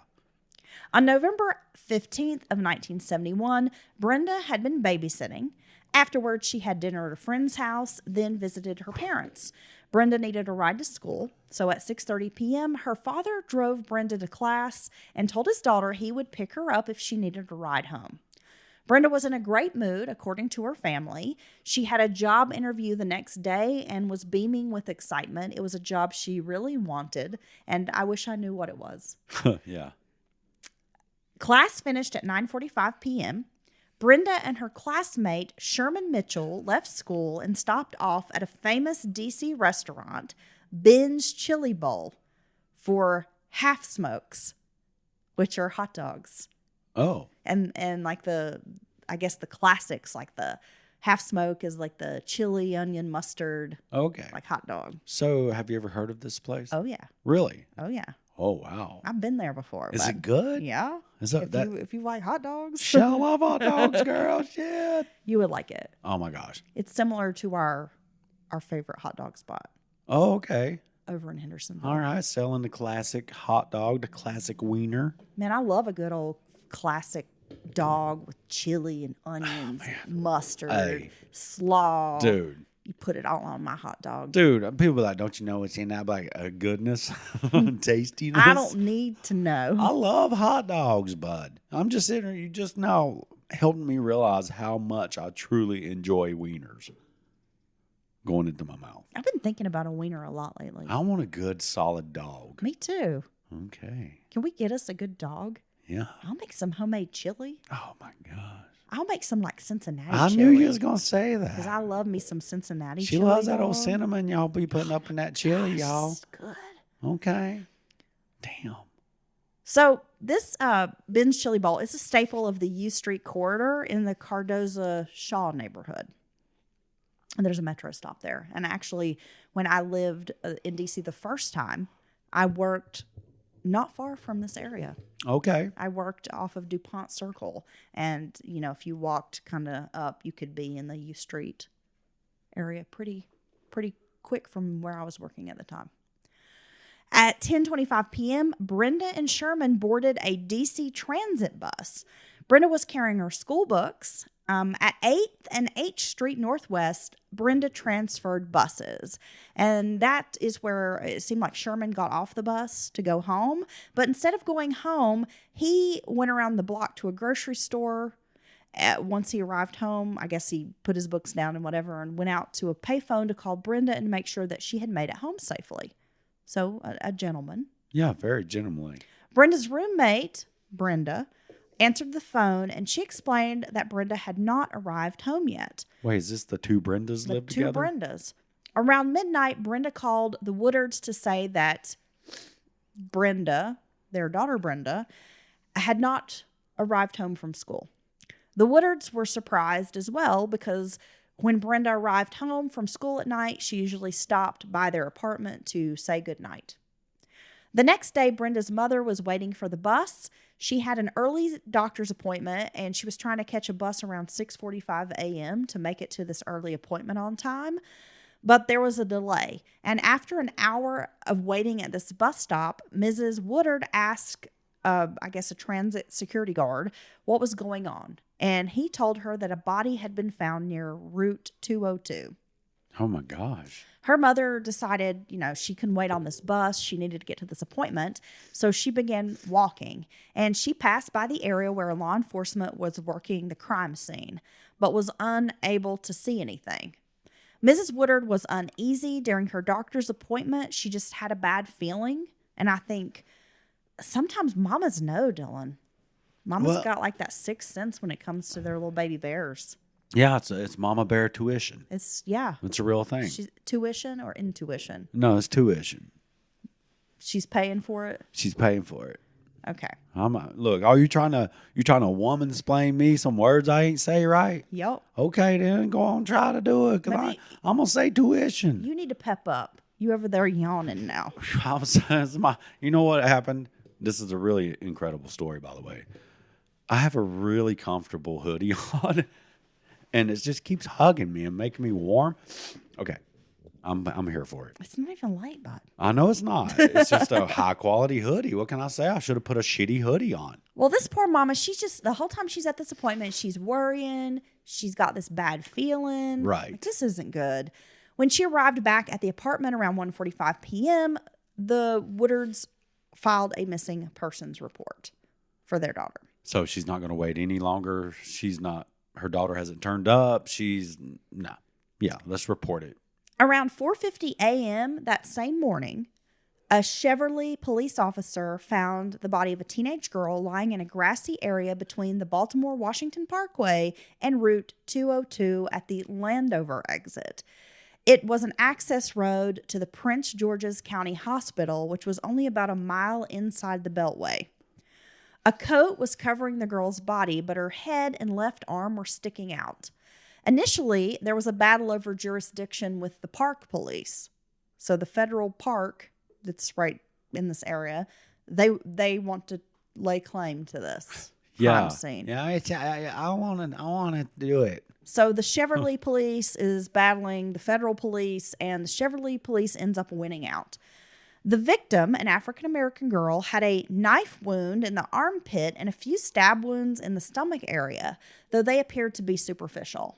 An autopsy will reveal those minor wounds were non-life-threatening and inflicted post-mortem. So this is a little bit different, Dylan. In the past, the victims had been strangled. Manual strangulation. And now we have a stab wound. So the stab wound under the armpit is significant, but the other ones are superficial. Yes. Is that right? And so the one under the armpit is the one that was likely the cause of death. The victim had been undressed, then redressed by the killer, they suspected, because the clothes were, again, not properly put on. The sweater was inside out, the skirt wasn't zipped, and the coat was missing buttons. An afro wig was found near the crime scene, about 30 feet away from the body. Her parents will later confirm that Brenda owned that wig and had been wearing it at the time. School books were missing too. She was taken to Baltimore for autopsy. She had a stab wound to the right chest, and so they're saying it was kind of under the armpit, but the autopsy's calling it more like the chest area. Like on the outer edge of the chest area. And she had also been strangled. Her neck was broken and bruised. She had defensive wounds on her hands, and there were signs of a brutal rape. Green synthetic fibers were found on her socks and underwear. They also found hairs belonging to an African-American individual on several of her clothing items. Now, here's the thing that is going to kind of open the case up a little bit, Dylan. A handwritten note was found pinned to Brenda's body, which would be the biggest clue to date in the case. Oh, my gosh. It was written in Brenda's handwriting, but appeared to be dictated by the killer or maybe copied from a note the killer wrote. Because the handwriting, people said it looked like her normal handwriting. But it's not. It didn't seem like it was written under duress, like she was shaking when she wrote it. So they said either the killer told her what to write or she was copying something the killer had given her. But at the same time, they don't believe it's Brenda's thoughts or words. Right. Okay. Now I'm going to tell you what the note said. Are you ready? Yeah. Dylan is lame. I'm just kidding. No. I know that Brenda would never write that. She had to be, it was the killer's words. This is tantamount to my insensitivity to people, especially women. I will admit the others when you catch me, if you can. The Freeway Phantom. Oh my God, Leonardo DiCaprio is a damn Freeway Phantom? Well, now the use of the word tantamount really is going to kind of catch police's radar, because that's not a very common word that is used in everyday language. It's right? true. When's the last time you heard somebody say tantamount? Just now. With Brenda's murder, the D.C. Metro Police assigned 6 full-time detectives to the case. 100 other members of law enforcement from Prince George's County, the Cheverly Police Department, the FBI, and the U.S. Park Service were assigned as well to a Phantom task force. So you've got about 100 plus officers working this case. And this is what you need to have going on. You need to have you have all this information flowing in multiple agencies, and you need a liaison group of some sort to interact between them all, and you need a bunch of manpower. 6 phone lines were dedicated as tip lines, and in the first 7 hours that these phone lines were open, 500 tips poured in. Wow. A theory began circulating among residents that the killer was targeting girls who were named Denise. 4 victims had the name or middle name Denise. So was this a coincidence, or was Denise just a popular name among this generation? Okay, that's a good question, I guess. But and we have 2 victims named Brenda. That seems that's interesting in a way. Still, investigators had no solid leads, and they are investigating all the leads that are coming in. But like in the other murders, Brenda's case stalled. By December of that year, 7,000 calls had come into the tip lines. Each lead was investigated, but by April, they were no closer to solving the murders. That's a lot of tips. Some members of law enforcement were still operating under the notion it was 4 separate murders and not the work of a single killer. So again, you have a task force. You have over 100 detectives and police assigned to this task force, but you still have people on the task force who are kind of just doing their own thing and don't want to admit that it's the work of a single killer. Everybody might have green synthetic fibers at their house, boys. And girls. I mean, again, there are just so many departments investigating, even with this dedicated task force. But each department kind of has their own theories. They have their own tactics, their own investigation style. Yeah, and you got to wonder how much that some members of the task force having, not believing it's connected crimes and not believing the, theory that's going around. How much that's affecting the effectiveness of the task force. Because if you have cogs in the machine who don't believe in the mission of the machine, they're just going to be like, whatever. They may come across a hot tip that truly is the one that blows it wide open, and they freaking ignore it because they don't think it means anything. Edward Woodard, Brenda's father, was upset with the way the media had handled his daughter's case. He felt they were purposefully publishing unsavory details of Brenda's personal life because they had been talking to her friends.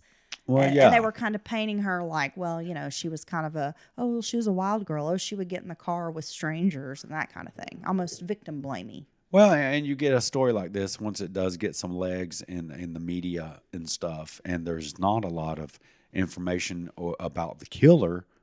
Unfortunately, this is what happens. Oftentimes, they pick apart the victims. And then people were very judgmental about Brenda's parents. Like, she wasn't even living at home because her parents were so strict kind of thing. And Brenda's dad said, quote, "People have a whole lot of criticism, but whatever you do as a parent, there's going to be criticism." That's the truth. You know what? I read that and I thought that is actually so true that it doesn't matter if you're the best parent in the world. Somebody is going to have something to say about it. Well, it's like the That's why you just can't listen to other people. You can please all the people some of the time and some of the people all the time, but you can't do both. Is that the same? I think that's how it goes. I don't. Doesn't that feel right? No. Yeah, I think Abe said that shit. That doesn't really. Abraham Lincoln. I don't. You think can't. So. Wait. You can't. So how do you think it goes? You can please all the people some of the time, and some of the people all the time, but you can't please all the people all the time. That's it. That's how it goes, Heather. And it's a very deep statement. And it makes a really valid point. Well, it definitely wasn't Abraham Lincoln, though it has been adapted by President Lincoln. Okay. It was actually a poet named John Lydgate Okay. And he said, quote, "You can please some of the people all of the time. You can please all of the people some of the time, but you can't please all of the people all of the time." Boom. I nailed that shit, man. I feel scholarly. I just, at this today. point, you make my head hurt. No, but for real, I feel really smart today. No, for real, you're making my head hurt. 10 months passed, the longest cooling off period the killer had during this reign of terror. 10 months has been the longest cooling off period? It will be the longest cooling off period. Wow, that's scary. So active. Diane Williams was set to attend Ballou Senior High School. She took care of her 5 siblings while her parents worked and had recently been baptized as a Christian. Diane dreamed of being a model and had the good looks to do so. She was stunning and turned heads wherever she went. Did you see pictures of her? She was a very pretty girl. Very pretty girl. Like some of the other victims, Diane had worked at a recreation program. The Williams family lived in a nice 2-story home in Congress Heights on Halley Trace. Though Diane was quiet, she had lots of friends. Her parents said she was usually not a girl who, quote, ran the streets. Diane's mother knew where her daughter was most of the time. It was reported that in the months before, Diane had suffered a bout of depression. She had an abortion done, which deeply impacted her mentally and emotionally. Oh, I feel bad for her. On September 5th of 1972, Diane had picked up a paycheck from work at the rec center where she, was employed. She deposited this check into her bank account. Then she went with her family on a shopping trip to Sears and Roebuck. They were school clothes shopping. Diane had also volunteered to paint her parents' a stairwell kind of area in the home. So the family spent some time choosing a paint color. When they arrived back home, Diane took a nap while her mother prepped the paint area. Diane made dinner for her family. It consisted of fried chicken, sweet potatoes, and rice with gravy. Oh my gosh. Rice with gravy and fried chicken. I know you love that. I'm going to make that. You always want that. You're always talking about rice and gravy. With that good gravy from the fried chicken. Oh my God. I'm going to make, my mama made that. And it's so good. You've told me. Yeah, you're going to eat it. I've heard about your mama's gravy a lot lately. That's because She was talking about your mama's gravy at Thanksgiving. Yeah. Talking about your mama's gravy now. My mama's gravy was an ever-present force in my life. Why don't you get your mama's recipe? Why don't you make me some of your mama's gravy? I'm going to make you some of my mama's gravy. So after dinner, Diane's boyfriend, James, phoned to say that he had purchased some new records and wanted Diane to come over so they could listen to these new albums. Diane's parents reluctantly agreed, but they stressed that she needed to be home by 10:30 p.m. By 11 p.m., Diane had not made it home. Her mother phoned James asking if Diane was still there. James informed Mrs. Williams that he had put Diane on a bus an hour earlier. Oh my gosh. By midnight, James called again to check on Diane, but she had still not made it home. Leon Williams had been working a night shift. So on his way home from work that morning, he passed a commotion of police officers kind of off the shoulder of I-295. When he arrived home, he found out that Diane was still not back, so he calls the police to file a missing persons report. The unidentified victim was found in a grassy area by a trucker experiencing an equipment issue. The Armed Forces Police were first to arrive on the scene. Seems to be it's near a base. Oh, okay. But it didn't give me specifically. Andrews is in this area, so it could be kind of in near Andrews Air Force. So some branches, military police of some sort, were first to arrive on scene. Yes. She was wearing a yellow top and jeans with sneakers that said Diane on them. The shoes were missing laces. So she still got the shoes on. Someone has taken the laces. Interesting. The body was taken to Baltimore for autopsy. The cause of death was manual strangulation. The victim had minor bruises on the rib cage and fingernail marks on the neck. Like they had those little crescent-shaped marks, which seem to be popping up a lot. Yeah. She had been dead somewhere between, they said, maybe 9 to 20 hours before discovery. But since she had been seen at, around 10 p.m. that night, probably more likely about 9 hours, right? She had semen on the body, and they also found some green synthetic fibers inside her bra. The 17-year-old was identified by her parents at the morgue in Baltimore. Now, Dylan, this is very sad. News reports made it to the television before the Williams returned home. So in the time they leave the morgue and are driving back to their home in Congress Heights, which that's not a great drive. That's probably under an hour's drive. Diane's siblings saw the news report on TV, and they learned of their sister's murder on the TV. It should be illegal. And unless released by authorities, and you know for a fact that family members have been notified, you sit on that story, and it's the rush to it bleeds bullshit, and that is a horrible, horrible way for someone to find out about a loved one being harmed or dead.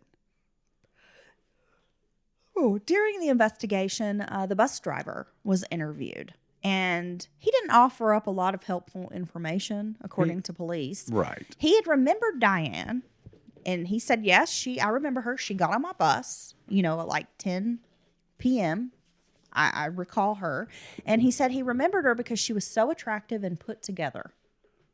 Okay. I could see that catching your eye. Because, again, she's really pretty. She wants to be a model. It's later at night, and here's this pretty girl getting on my bus, so he notices. But he was adamant that he had dropped Diane off at a stop. The thing is, though, this stop was a few blocks away from her house, and there was a closer stop. So why would she get off blocks away from home? Right, so it didn't really make sense to law enforcement because that meant Diane would have to walk further in the dark to get home. And it's already late. She's probably tired. The streets near Halley Terrace, where her family lived, they were not well lit. Due to the bus stop's location, Diane would have to walk across a dark parking lot with no lighting. That does not seem like something someone would choose to do unless they had to, and there's a closer stop, with better lighting near home. So you're almost always going to get off at the closer stop, right?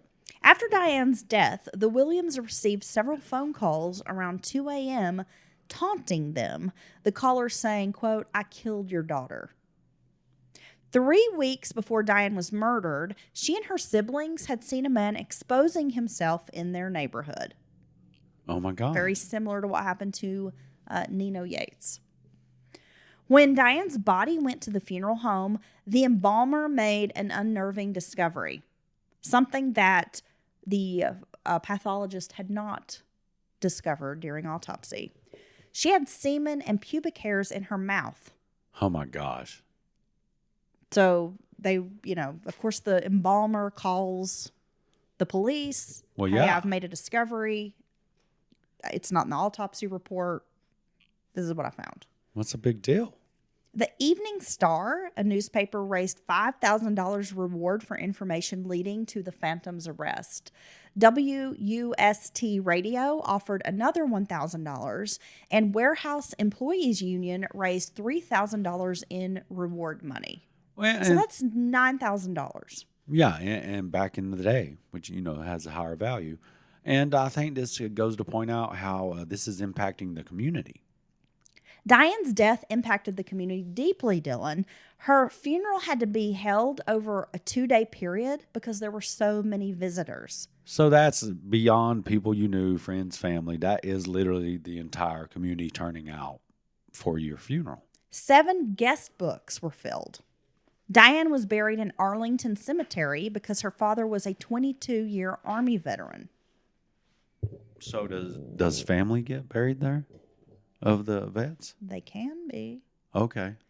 Diane's sister, Patricia Williams, would later join the Washington Metro Police in 1982 with hopes of one day cracking the Phantom's cases. Law enforcement tried finding connections between the 6 victims. 4 girls were named Denise, 1 was Diane. 3 of the victims had worked for recreation departments. All came from middle-class homes, with most living in either Congress Heights or the northeastern D.C. neighborhoods. More than 1,000 people were interviewed during the investigation, but nothing came of the leads. law enforcement officials didn't have much to work with. And while the public blamed the police for failing to apprehend the killer, law enforcement blamed the public. Investigators believed there were people with information or witnesses who had not come forward, perhaps out of fear or simply due to a code of silence.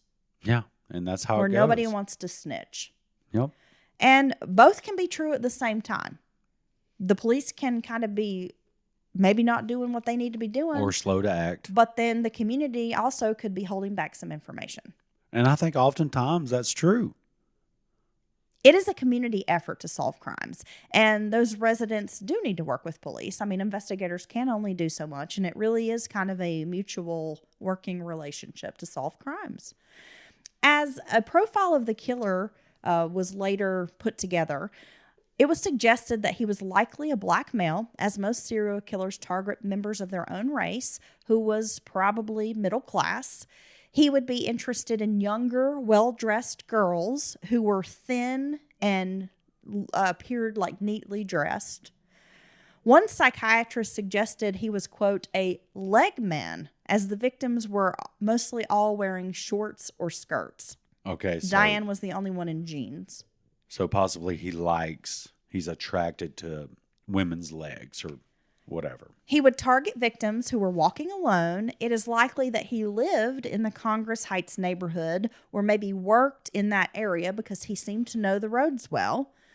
It was also suggested that he struggled with relationships and either lived alone or maybe with an older woman like a mother. So possible mommy issues, maybe? Another major clue investigators looked to was the geographical anchor point of St. Elizabeth's Hospital. Now let's talk a little bit about St. Elizabeth's, Dylan. It's a psychiatric hospital in Washington, D.C., and it was theorized that the killer knew the area around this hospital well because he was either a patient, a doctor, or a worker familiar with the hospital and its grounds. Knowing what parts are, kind of unseen or easily accessed. And for decades, this hospital was where the government's, court system often sent the criminally insane. So it was like the government's Arkham Asylum from Batman. Kind of. That's where you send the Joker and the Riddler. The Freeway Phantom was never found. What? In 2006, a DNA test was performed on the semen discovered on Diane's body, but it belonged to her boyfriend, James Pryor. So, Dylan, are you ready to talk about some of the suspects in this case? Yeah, because we need to know more about the possible suspects. Okay, let's talk a little bit about the suspects. Some of the suspects that came up were called the Green Vega Rapists, and this was a gang. They were responsible for numerous rapes and abductions that occurred in D.C. and surrounding Maryland along the Washington Beltway. So when people went, in to investigate and look into these guys, some of the members were interviewed at Lorton Prison in Virginia, where they were serving some various sentences for their crimes. And while they were being interviewed, one gang member implicated another gang member and gave a lot of information about the Beltway homicides. That particular inmate was serving a sentence at Lorton Prison for those Green Vega convictions. And the inmate stipulated that he would provide the information only if he could remain anonymous because he was afraid of retaliation. So he identified the man who gave him the information. Hey, this is the suspect. He gave dates, locations, some details that were not provided to the public, which would only be known to the perpetrator. And detectives were kind of like, okay, and it was actually true information. Wow. Right? But that inmate, that was the, quote, suspect, if you will, said he was not involved in any of the homicides, and he was able to provide a alibi in some of the cases, and they were verifiable. So he was never arrested, charged with that crime. Well, then how does the other person who was, allegedly snitching on him know those details? It's a good point, Dylan. So could they be the suspect? I don't know. Damn, son. There was another murder that for a period was considered a possible phantom victim, and that is a 14-year-old Angela Denise Barnes. However, she was kidnapped, they learned, by two former cops, a guy named Edward Sullivan and Tommy Simmons. And these two ex-cops abducted her at gunpoint. They took her off in a car, and then they raped her and shot this poor girl and left her on the side of the road, much like the victims. But they were arrested and both charged, convicted. Right. Given And life sentences. That's a terrible, terrible crime. And I'm glad they caught them. Now, one of the main suspects that has come up in this case, and this guy, I think, he fits a lot. He checks a lot of the boxes for me, bud. His name was Robert Askins. In March of 1977, the 58-year-old computer tech was charged with abducting and raping a 24-year-old woman inside his D.C. home. Homicide detective Lloyd Davis proceeded to question him and learned that he had been charged with murder on several other occasions. So this guy was a known murderer, dating all the way back to 1938. My gosh, why is this guy still out on the street? When Askins was 19 years old, he was a student at the Minor Teachers College, and he poisoned 5 prostitutes at a brothel with cyanide-laced whiskey. Oh, my gosh. And this resulted in the death of a 31-year-old woman named Ruth McDonald. A couple of days later, he stabbed to death another prostitute, 26-year-old Elizabeth Johnson, at the same brothel.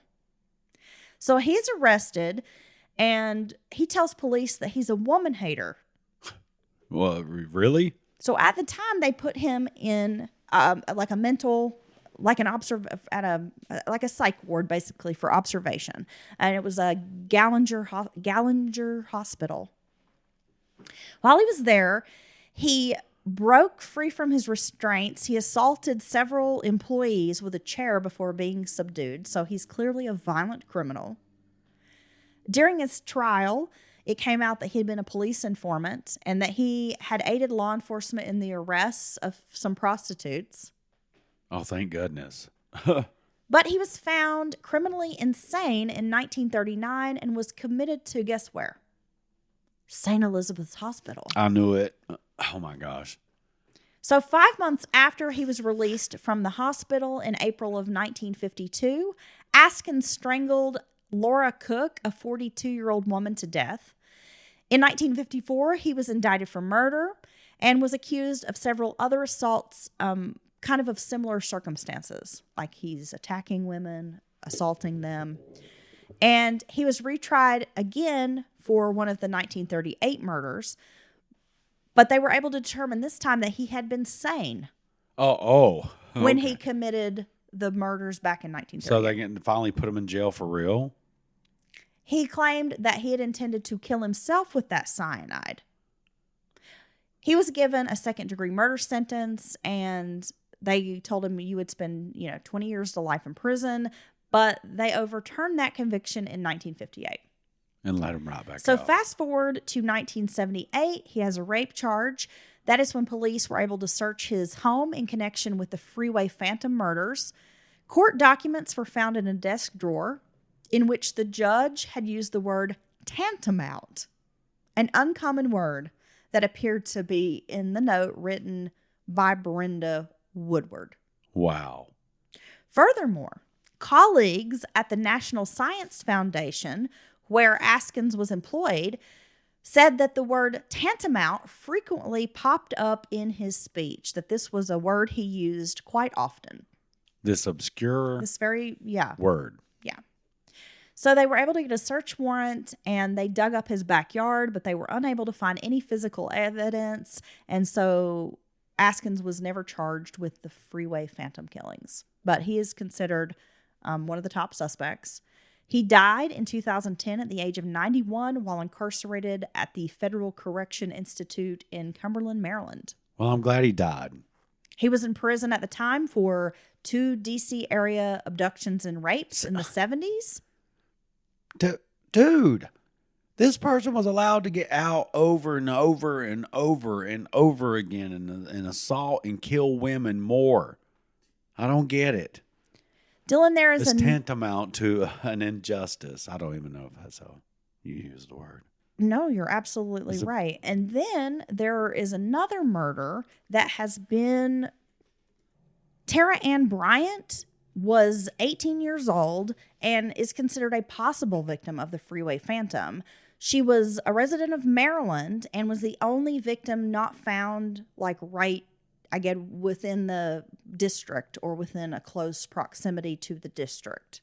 Because even the ones that were found in Prince George's County, Maryland, it was only a mile or so inside the district, or right. Outside of the district, right? Her body was found on November 26th of 1972 under a bridge in the 400 block of Bladensburg Road Northeast.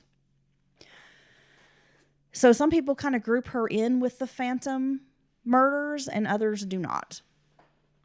How do you feel about that one? I think it's possible. Okay. Wow. What a story.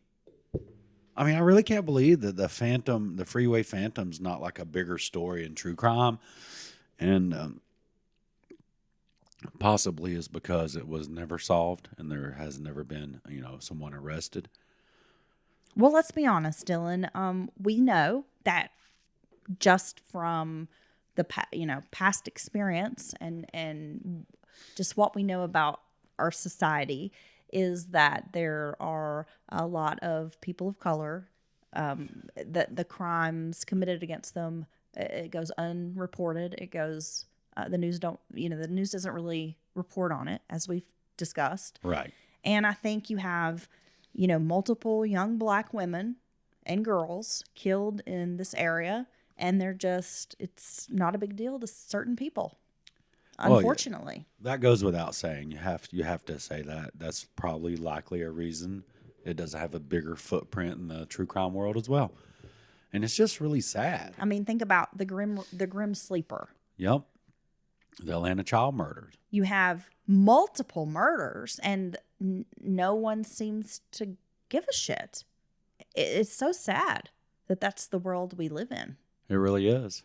But I think that plays a part in the story. I also think a lack of coverage, because it's really not been heavily covered out there. If you go to research, there's not a ton of information about the Freeway Phantom. Plus, you have so much happening at this time as well. You had the Vietnam War.